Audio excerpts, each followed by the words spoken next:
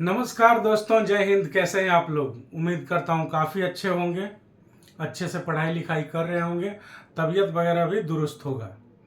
Class number 24 subject verb agreement यानी syntax का class number 24। So many classes in one chapter. हम लोग जानते हैं कि एक वीडियो में 2 से 3 रूल्स ही डिस्कस हो पाते हैं, क्योंकि 25-30 मिनट्स के आसपास के वीडियोज होते हैं। कुछ वीडियोज तो 20-22 मिनट्स के ही हैं।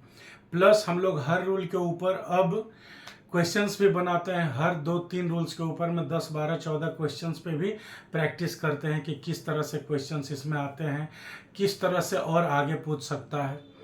तो नंबर ऑफ क्लासेस तो एक्सीड करने ही हैं। अगर आपको टाइम टेकिंग लगता है तो आप स्पीड को थोड़ा बढ़ा के एक दिन में 2-3 वीडियोज भी देख सकते हैं। 1.5 घंटे का, 1.25 घंटा का एक वीडियो बनाएं या 30-30 मिनट का 2 वीडियोज बना ले, 3 वीडियोज बना ले, बात बराबर ही होती है। कुछ अलग से तो करना नहीं है। खैर, बाकी तो आप समझ ही जाएंगे सब कुछ, और समझ रहे ही भी होंगे।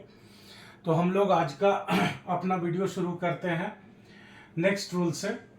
ये रूल एक्चुअली हम लोग नाउन में भी डिस्कस कर चुके हैं। जस्ट पिछले ही वीडियो से वो सारे रूल्स आ रहे हैं जो सिंटेक्स में भी लिखे गए हैं, लेकिन ये बेसिकली हैं नाउन्स के। नाउन्स में सिंगुलर प्लूरल का बड़ा इंपॉर्टेंस होता है। कुछ ऐसे नाउन्स होते हैं जो हमेशा सिंगुलर होते हैं, कुछ हमेशा प्लूरल होते हैं, तो वर्ब भी उसी हिसाब से चलता है। तो फॉर्चुनेटली ये आ जाता है कोइंसिडेंटली नाउन से सब्जेक्ट वर्ब एग्रीमेंट में भी। बट असल में ये हम लोग नाउन में एक बार डिस्कस कर चुके हैं, नाउन हम लोग पढ़ चुके हैं पहले ही। फिर भी इस रूल को देखते हैं क्या कहता है ये रूल। ये कहता है कि कुछ ऐसे भी नाउन्स हैं, जैसे बाइनोकुलर्स माने दूरबीन होता है, स्पेक्टिकल्स माने चश्मा, सीजर्स मतलब कैंची, गॉगल्स मतलब फैशन वाला जो चश्मा होता है ना, जीन्स, पैंटालून्स माने पतलून जिसे हम फुल पैंट बोलते हैं, शॉर्ट्स जो पहनते हैं छोटा पैंट टाइप का जो होता है, शूज जानते हैं ये जूते, सॉक्स मतलब जुराबे, मोजा जिसे कहते हैं, लंग्स हमारे फेफड़े, और टोंग्स रोटी पकाने वाला जो चिमटा होता है। ऐसे ही कुछ और भी नाउन्स हैं। इन्हें पेयर वर्ड्स या इनसेपरेबल्स भी कहा जाता है। पेयर वर्ड्स या इनसेपरेबल्स मतलब क्या हुआ, ये हमेशा जोड़े में ही होते हैं और इनको हम अलग नहीं कर सकते। इनसेपरेबल्स किन्हें कहा जाता है? जिन्हें अलग नहीं किया जा सकता है। अलग नहीं किया जाने का मतलब क्या हुआ कि दो सिमिलर यूनिट्स मिलके ये एक प्रोडक्ट बनाते हैं, और अगर किसी एक को आप तोड़ दिए, हटा दिए, साइड कर दिए, माइनस कर दिए, तो फिर वो पूरा का पूरा प्रोडक्ट बर्बाद हो जाता है।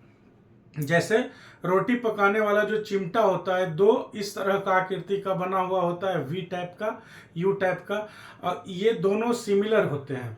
अगर किसी एक को तोड़ देते हैं तो दूसरा यूजलेस हो जाएगा। कैंची, एक ब्लेड उसका हटा देते हैं तो दूसरा यूजलेस हो जाएगा। जूता कितना भी नया है, एक साइड लेफ्ट या राइट वाला अगर टूट गया, कट गया, फट गया तो दूसरा यूजलेस हो जाता है। चश्मा, सिमिलर यूनिट्स मिलके बनते हैं, लेकिन एक को अगर तोड़ दिया जाए, हटा दिया जाए तो दूसरा यूजलेस हो जाएगा। इसलिए इनको कहा जाता है इनसेपरेबल्स, जिनको हम अलग करके सिंगल सिंगल यूनिट के तरह नहीं यूज कर सकते। दो एक ही जैसे दिखने वाले यूनिट जुड़ के एक प्रोडक्ट बनाते हैं, और जब भी यूज होंगे तो दोनों साथ में ही यूज होंगे। उनको कहा जाता है इनसेपरेबल्स। तो ये ऐसे नाउन्स हैं जो देखने में भी लिखा हुआ है तो देख रहे हैं, binoculars, spectacles, scissors, goggles, tongs, lungs, socks, मतलब एस या ईएस लग के जिस तरह से नाउन को बोला या लिखा जाता है, ठीक उसी तरह इनका नेचुरल स्पेलिंग है ये। इनमें से हम एस हटा के नहीं लिख सकते। जैसे ये जो बाइनोकुलर्स लिखा हुआ है तो हम बाइनोकुलर्स ही लिखेंगे।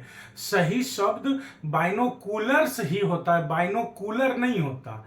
या गॉगल्स, स्पेक्टिकल्स, शूज ही सही शब्द होता है, स्पेक्टिकल नहीं होता है, गॉगल नहीं होता है। ठीक है, जीन्स ही होता है, पैंटालून ही होता है, जीन और पैंटालून नहीं होता है। शर्ट नहीं होता है, शॉर्ट्स ही होता है, वो जो छोटे वाले पैंट होते हैं, है ना।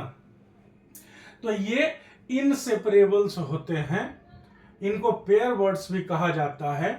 ये देखने में भी प्लूरल लग रहे हैं और असल में भी प्लूरल ही होते हैं, इसलिए इनके साथ वर्ब भी कैसा लगता है, प्लूरल ही लगता है।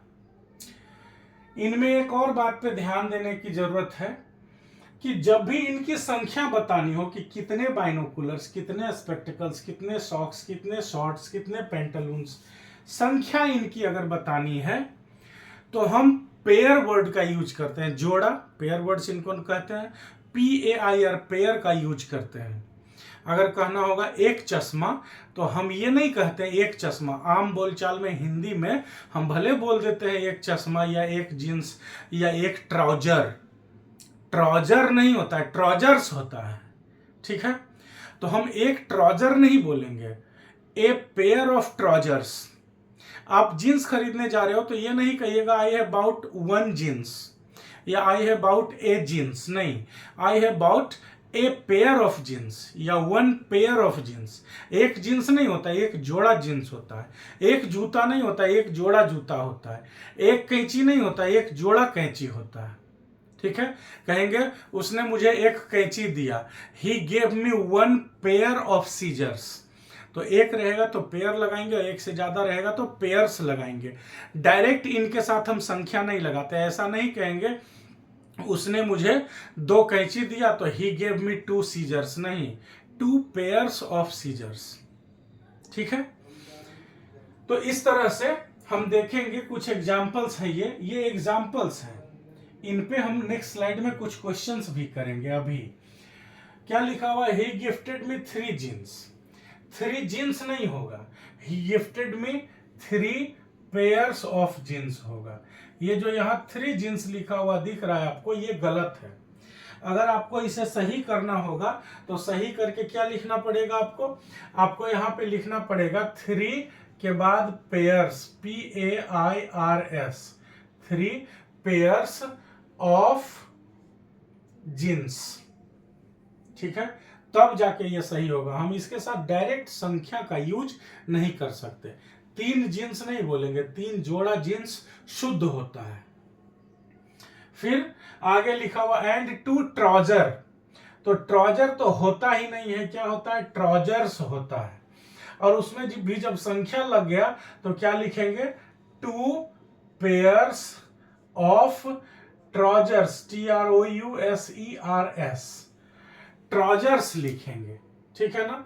तो होगा he gifted me 3 pairs of jeans and 2 pairs of trousers. Trouser नहीं लिखेंगे। फिर है this scissors is not working. अब देखिए कहां पे मामला फंसेगा, यहां दिस लिखा हुआ है तो दिस तो अपने बाद हमेशा सिंगुलर लेता है और वर्ब यहां पे लगा हुआ है सिंगुलर। 2 ऐसी चीजें हैं जो कह रहे हैं कि मामला सिंगुलर के तरफ जा रहा है, एक दिस और दूसरा इज। आप जानते हो दिस के साथ हमेशा सिंगुलर होता है, दिस बॉय होता है, दिस बॉयज नहीं होता है, दिस बुक होता है, दिस बुक्स नहीं होता है। तो यहां दिस कह रहा है कि मामला सिंगुलर है और इज भी कह रहा है कि मामला सिंगुलर है, लेकिन यहां पे लिखा हुआ है सीजर्स जो हमेशा प्लूरल होता है। अब क्या करें, सीजर्स को हम सीजर बना भी नहीं सकते हैं, एस काटेंगे तो ये शब्द ही गलत हो जाएगा। जब भी लिखाएगा तो सीजर्स ही लिखाएगा। तब क्या करेंगे, दिस के साथ हम लगा देंगे पेयर ऑफ, PAIROF। तब हो जाएगा दिस पेयर ऑफ सीजर्स। तब ये जो इज होगा वो दिस के लिए आ जाएगा, तो दिस भी सही हो जाएगा और इज भी सही हो जाएगा।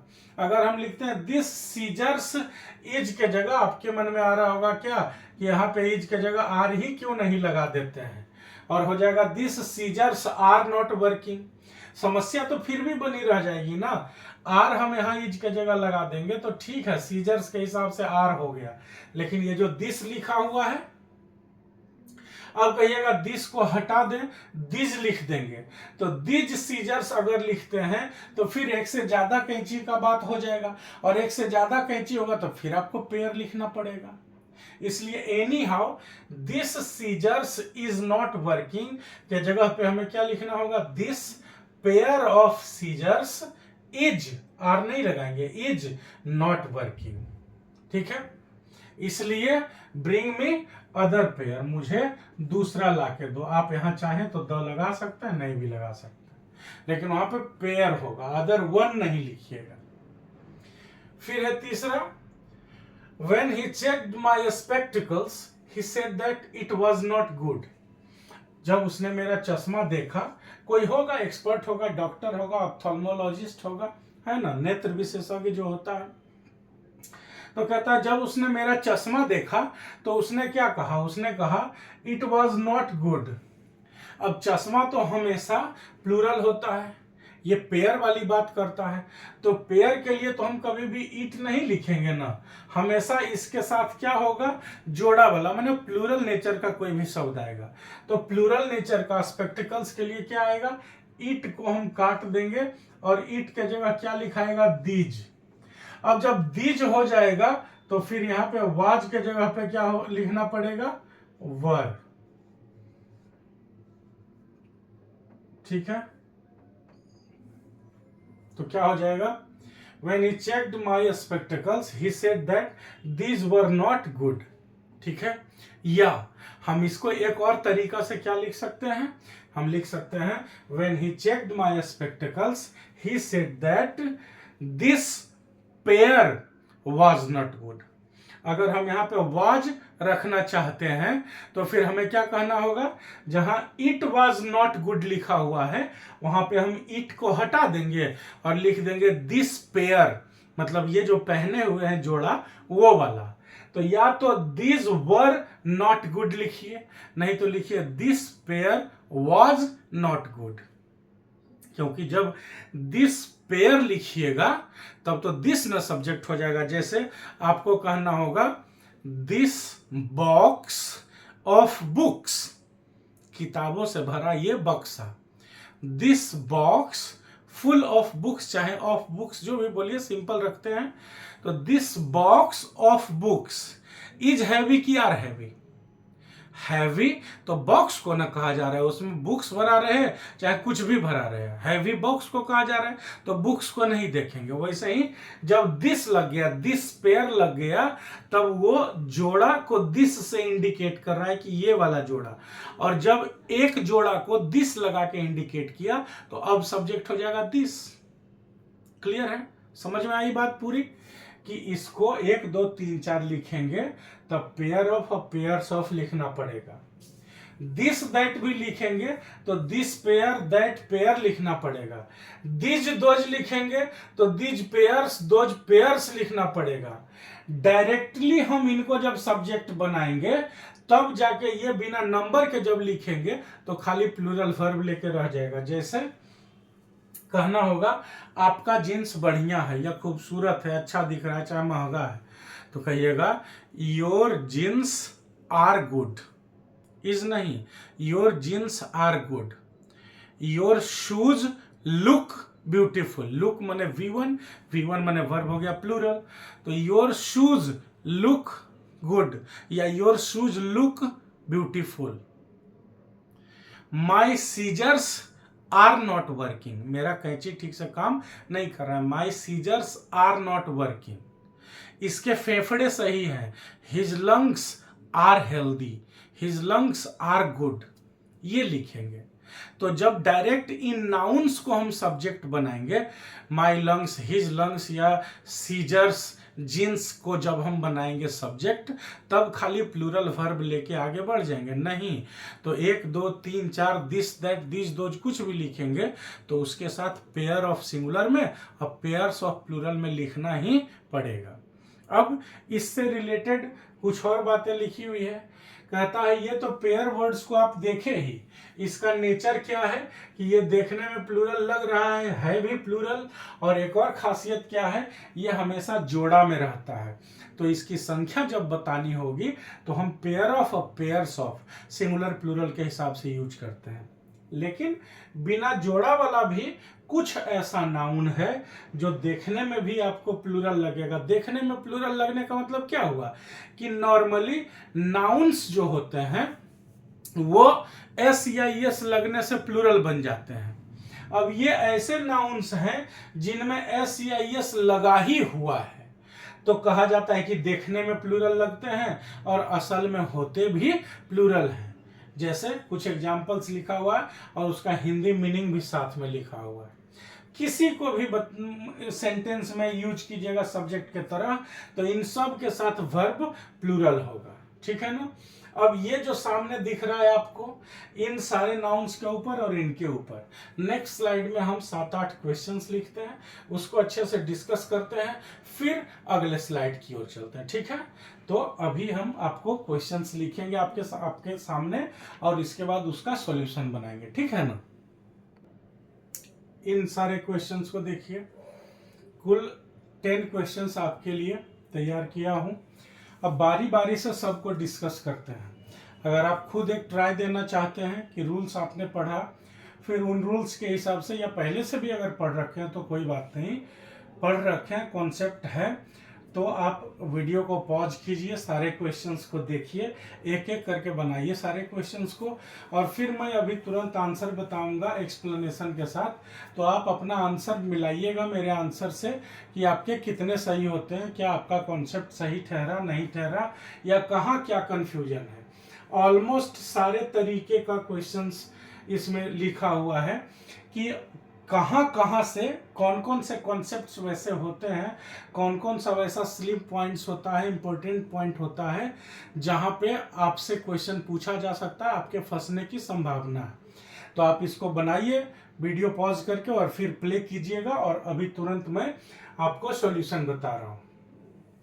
पहला क्वेश्चन पे आते हैं, कहता है the pair of trousers that you had bought for me is missing. अब यहाँ पे द पेयर लिखा हुआ है ना, किसी खास पेयर का बात कर रहा है। कौन सा है? That you had bought for me, जो आपने मेरे लिए खरीदी थी। क्या है? ट्राउजर्स। ट्राउजर्स ही लिखा जाना चाहिए, सही लिखा हुआ है। पेयर की बात कर रहा है, एक पेयर, द पेयर लिखा हुआ है तो एक पेयर की बात कर रहा है, किसी खास पेयर की। द लगने का मतलब है कि कोई खास पेयर। कौन सा खास पेयर का बात है भाई? तो जो आपने मेरे लिए खरीदा था उसकी बात है। कितना है? एक पेयर, क्योंकि एक से ज्यादा का रहता तो पेयर्स होता है यहाँ पे। तो जब एक पेयर को हमने सब्जेक्ट बनाया, जैसे ही मैंने क्या कहा था रूल बताते समय कि जैसे ही हम लोग पेयर में इसको कन्वर्ट करते हैं, मतलब पेयर में यूज करते हैं, कन्वर्ट क्या करेंगे, पेयर में जब यूज करने लगते हैं तो फिर सब्जेक्ट का दारोमदार पेयर वर्ड पे आ जाता है। एक जोड़ा है तो सिंगुलर होगा, एक से ज्यादा जोड़ा है तो प्लूरल होगा, तब ये सब्जेक्ट नहीं बनता है। लेकिन हाँ, अगर यहाँ पे जैसे यहाँ पे लिखा हुआ है माई लंग, तो यहाँ पे ये लंग शब्द जो है वो सही गलत है क्या है वो हम लोग आगे देखेंगे, लेकिन ये खुद सब्जेक्ट बन जाएगा, है ना। यहाँ पे लिखा हुआ है मिस्टर खुराना शूज, तो ये शूज खुद ही सब्जेक्ट बनेगा। लेकिन जैसे ही पेयर शब्द लगाते हैं इनमें, जो पेयर वर्ड्स अभी हमने पिछले स्लाइड में पढ़ा, तो पेयर जो शब्द होता है ये रोल खेलने लगता है सब्जेक्ट का, फिर ये सब्जेक्ट नहीं रह जाता है। जैसे मैंने आपको बताया था, a bag of books is here की are here. A bag of books is here होगा, आर हियर नहीं होगा, तो बुक्स का फिर मतलब नहीं रह जाता, फिर सब्जेक्ट के रूप में बैग बनता है। बैग सिंगुलर है इसलिए वर्ब इसके साथ सिंगुलर लगता है, ठीक है ना। तो यहाँ पे the pair of trousers that you had bought for me, वह ट्राउजर्स का जोड़ा जो आपने मेरे लिए खरीदा था। जोड़ा मतलब एक ही है, जैसे जींस पहनते हैं या ट्राउजर्स पहनते हैं, पैंटालून्स मैंने फुल पैंट पहनते हैं, तो क्या होता है वेस्ट तक, कमर तक, तो वो दो पार्ट में रहता है ना, दो सिमिलर पार्ट में। जैसे दो पार्ट में चश्मा रहता है तो वैसे ही दो पार्ट में वो भी रहता है, जूता भी दो पार्ट में रहता है। हाँ, हमारी शरीर की बनावट ऐसी है कि जूता को अलग अलग रहना पड़ता है, और जीन्स को, जिसको हम पैंटालून्स बोलते हैं, फुल पैंट को, शॉर्ट्स को, जो भी दोनों पैरों में पहना जाने वाला है, तो वो क्या होता है वेस्ट पे आके उसको जोड़ना पड़ता है। लेकिन है तो दो अलग अलग, वो सिमिलर सिस्टम से बना हुआ, तो इसलिए ये जो पेयर है ये सब्जेक्ट बनेगा यहाँ। तो यहाँ पे जो इज मिसिंग लिखा हुआ है, गुम है, इसी जोड़े की ना बात कर रहा है ये कि वो जोड़ा गुम हो गया है, तो वो ट्राउजर्स इसका गुम हो गया, तो यहाँ इज नहीं होगा, आर होगा, ठीक है। अब आप देखिए, नहीं, आप सामने से आप गौर कीजिए इसके ऊपर, आप गलत बोल रहे हैं। नहीं नहीं नहीं, देखिए एक्सप्लेनेशन उसका देखिए क्या है। यहाँ पे आपने क्या कहा, इज नहीं आर होगा, यही ना। ठीक है, तो अगर हम कहते हैं द पेयर ऑफ ट्राउजर्स और यहाँ पे आर मिसिंग, सामने जो भी ऑनलाइन देख रहे हैं उनके लिए देखिए, उन्होंने कहा कि वहां इज के जगह आर होगा। उनकी बात सही है कि गलत है, क्या है आप देखिए। द पेयर, मैं अभी क्या बता रहा था, ट्राउजर्स ये सब्जेक्ट नहीं बनता है, बनेगा कौन, द पेयर। और द पेयर जब सब्जेक्ट बनेगा तो एक जोड़े की बात हो रही है ना भाई, और जब एक जोड़े की बात हो रही है तो यहाँ पे जोड़ा एक है तो ठीक ही है ना, फिर आप आर कैसे बोल रहे हैं। क्लियर है, बात समझ में आ रही है। हाँ, तो यहाँ पे ट्राउजर्स सब्जेक्ट नहीं बनेगा, बनेगा द पेयर, और जब द पेयर बनेगा तो आपका ये लगाना गलत हो जाएगा, इज ही सही होगा। समझ में आई बाबू, ठीक है, तो इज ही सही होगा। इसमें असल में क्या है, आप इज में टिक न लगाएं, सही टिक किस में लगेगा, ऑप्शन नंबर डी में, इसमें कोई एरर नहीं है। ओके, ठीक है, तो देख लेंगे आप सब लोग भी कि द पेयर ऑफ ट्राउजर्स में इस पेयर की बात हो रही है, एक जोड़े की बात हो रही है। एक जोड़े की बात होती है तो एक जोड़ा ही सब्जेक्ट बनता है, और ये जोड़ा जब सब्जेक्ट बनेगा तो एक जोड़ा इज मिसिंग, नॉट एक जोड़ा आर मिसिंग। ठीक है, आप लोग को भी आगे समझ में क्लियर। दूसरा, ही बाउट अ न्यू ट्राउजर। अब यहां पे देखिए क्या है, ए न्यू तो लिखा है, यहाँ पे ट्राउजर लिखा हुआ है। समस्या क्या है हमारे साथ कि एक तो ए लिखा हुआ है, तो जब भी ए 1 2 3 4 5 लिखेंगे तो क्या होगा, यहाँ पे पेयर पेयर्स वाला कॉन्सेप्ट लाना पड़ेगा। ए है तो पेयर लिखना पड़ेगा, और यहाँ पे लिखा हुआ है ट्राउजर। ट्राउजर होता ही नहीं है, क्या होता है, ट्राउजर्स होता है। तो अब आप बताइए, यहाँ पे ए के साथ अगर यहाँ पे हम पेयर लिख देते हैं, ठीक है ना, ए पेयर न्यू ट्राउजर, तो फिर आप कहिएगा कि ट्राउजर को तो ट्राउजर्स ना लिखना चाहिए, इधर काहे पेयर लिख रहे हैं।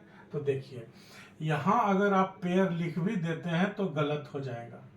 अगर एक नया ट्राउजर्स आपको बोलना होगा तो आपको लिखना क्या चाहिए, ए न्यू पेयर, हाँ बोलो, ऑफ ट्राउजर्स। तो सेक्शन ए में जो है ही बाउट ए न्यू, यहां तक तो ठीक है। सेक्शन बी में होना चाहिए था पेयर ऑफ ट्राउजर्स। क्या होना चाहिए था, he bought a new pair of trousers. तो यहां पे क्वेश्चन में जो ट्राउजर लिखा हुआ था वो गलत था। ट्राउजर के पहले होगा पेयर ऑफ, और फिर ट्राउजर में भी एस लगेगा, तो हो जाएगा he bought a new pair of trousers that costs. अब यहां पे आप ध्यान रखिएगा, ट्राउजर्स के बाद कॉस्ट्स भी लिखा हुआ है। कॉस्ट्स V5 हो गया ना, जिसकी कीमत पढ़ना, कॉस्ट माने कीमत, और कॉस्ट माने कीमत पढ़ना, मतलब महंगा होना, उतना कीमत होना। कॉस्ट वर्ब भी है और कॉस्ट नाउन भी है, ठीक है। तो दैट कॉस्ट्स, अब यहां पे देखिए ये दैट किसके लिए यूज किया गया है, दैट कंजंक्शन बनाया गया किसके लिए, यहाँ पे ए न्यू पेयर ऑफ ट्राउजर्स के लिए। कितना जोड़ा, ए न्यू पेयर, कितना जोड़ा, एक जोड़ा, सेम कॉन्सेप्ट है ना। तो एक जोड़ा के लिए वर्ब सिंगुलर ही होगा। इसको हम V5 के बदले V1 नहीं बना देंगे एस मिटा के। असली गलती कहां था, पेयर ऑफ ट्राउजर्स।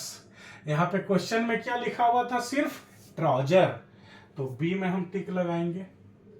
क्लियर। और आगे कहता है more than the cost of your jeans, मतलब वह एक ट्राउजर्स खरीदा है, एक जोड़ा, एक पेयर ट्राउजर्स खरीदा है जिसकी कीमत आपके जींस से ज्यादा है। क्लियर। फिर तीसरा क्वेश्चन कहता है मिस्टर खन्नाज शूज, क्या सब्जेक्ट बनेगा, मिस्टर खन्ना के जूते। तो mister Khanna's shoes always looks लिखा हुआ है, शूज प्लूरल है, वर्ब भी प्लूरल लगना चाहिए। तो ये जो लुक्स लिखा हुआ है ये V5 है, होना क्या चाहिए प्लूरल में, V1। लुक्स V1 कैसे बनेगा, इसका हम यहां से S को मिटा देंगे, S मिटा देंगे तो ये जो लुक्स था वो क्या हो जाएगा, लुक हो जाएगा। इसका मतलब ये जो लिखा हुआ था लुक्स गलत है। क्यों, क्योंकि अभी पेयर नहीं, अभी खुद शूज ही सब्जेक्ट बन रहा है। तो ये हमेशा प्लूरल होता है, इसलिए वर्ब भी हमेशा प्लूरल होगा। तो यहाँ जो लुक्स था वो गलत होगा, क्या होगा? Look, V1। Option number B में टिक लगाएंगे। क्या कहता है? Mister Khanna's shoes always look shiny and his spectacles are also clean. Mister Khanna के जूते हमेशा चमकदार लगते हैं, मतलब हमेशा चमकते रहते हैं, और उनके चश्मे भी साफ रहते हैं। कहीं कोई गंदगी उनके जूते और चश्मे में नहीं दिखती है। क्लियर? फिर इसके बाद है माई लंग इज फंक्शनिंग प्रॉपरली। अब लंग होता ही नहीं है, क्या होता है? लंग्स होता है, LUNGS। और यहाँ पे फिर इज नहीं होगा, क्या होगा? आर होगा। तो सही क्या होगा? My lungs are functioning properly and my blood pressure is also normal. मेरे फेफड़े सही से काम कर रहे हैं और मेरा ब्लड प्रेशर भी नॉर्मल है। तो यहाँ पे लंग इज जो था वो गलत है, होगा lungs are. Option number A में टिक लगाएंगे। नेक्स्ट क्वेश्चन कहता है the outskirt of this city need to be developed. अब इसमें फसान कहाँ फंसेगा?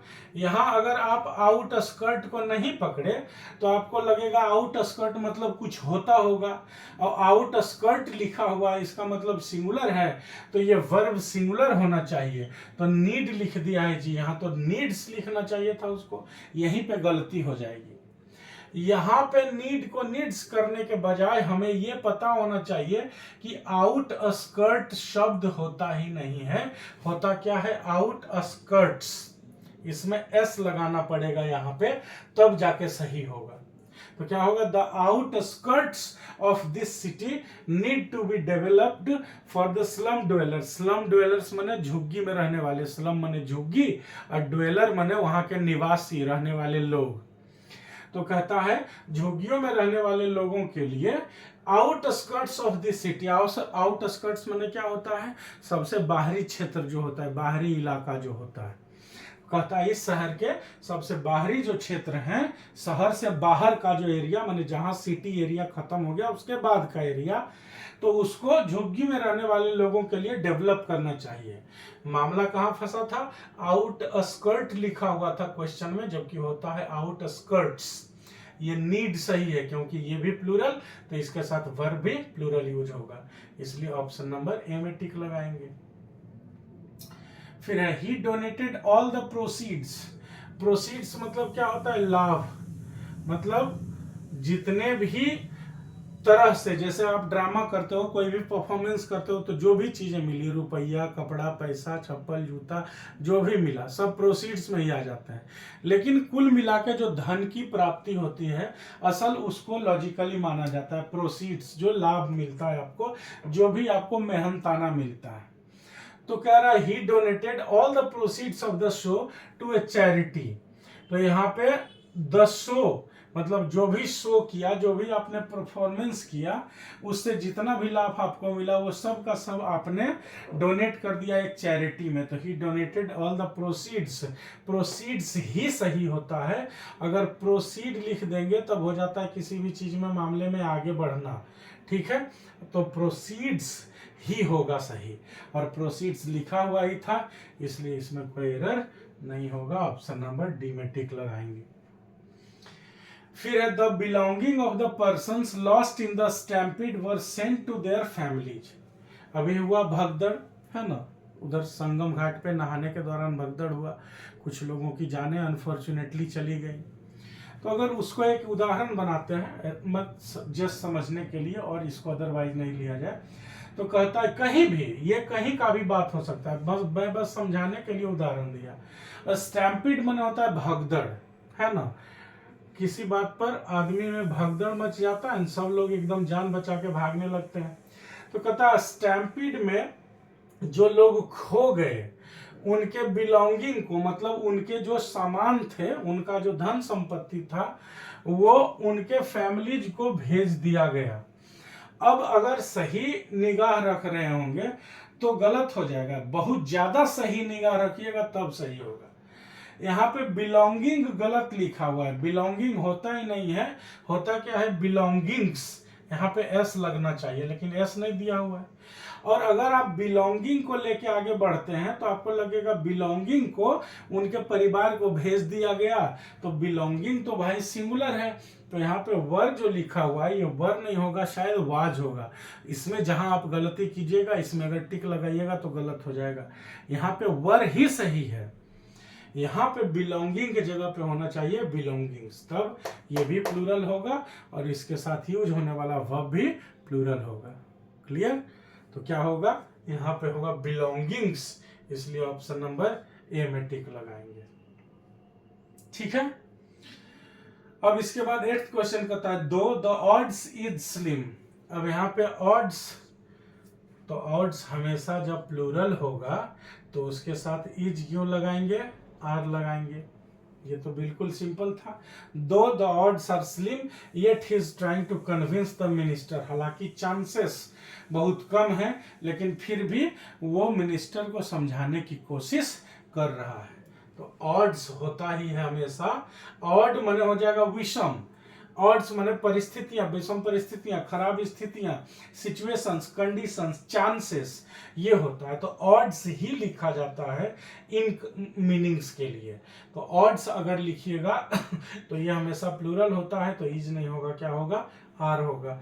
तो इसमें भी ऑप्शन नंबर ए में टिक लगाएंगे।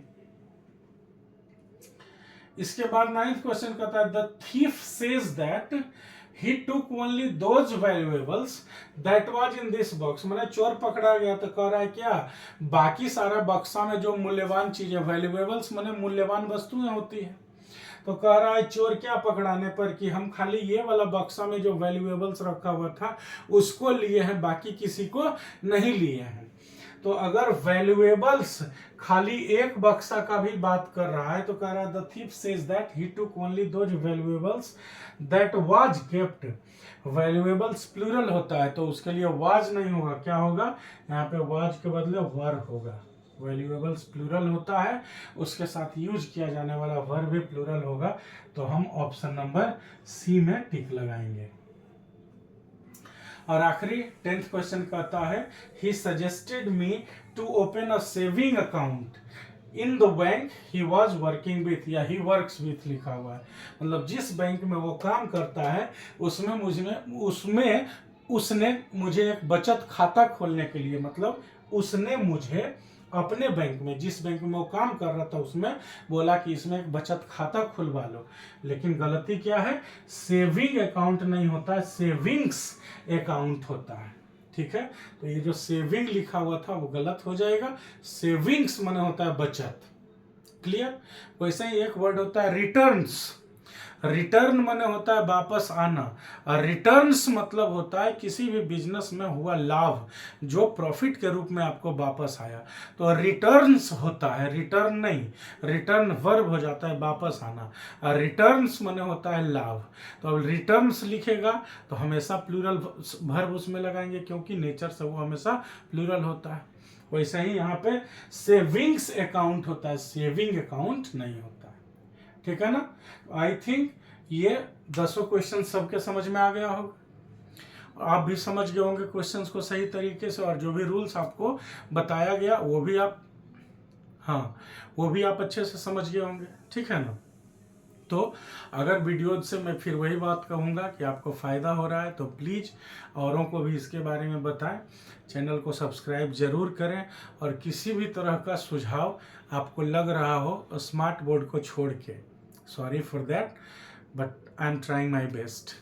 तो अगर आपको मटेरियल से संबंधित, क्वेश्चन का लेवल से संबंधित, एक्सप्लेनेशन से संबंधित, जो मैं थ्योरी लिखता हूँ उससे रिलेटेड, पढ़ाई और पढ़ाने के तरीके से रिलेटेड अगर कोई भी बात के बारे में आपको सुझाव देना हो तो आप बेहिचक कमेंट बॉक्स में लिख सकते हैं, मैं उस पर ज़रूर अमल करूँगा। तब तक के लिए वीडियोज़ को देखते रहें, लाइक करते रहें, कमेंट्स करते रहें, शेयर करें वीडियो को, और चैनल को सब्सक्राइब जरूर करें, औरों से भी करवाएं। Thank you, all the best.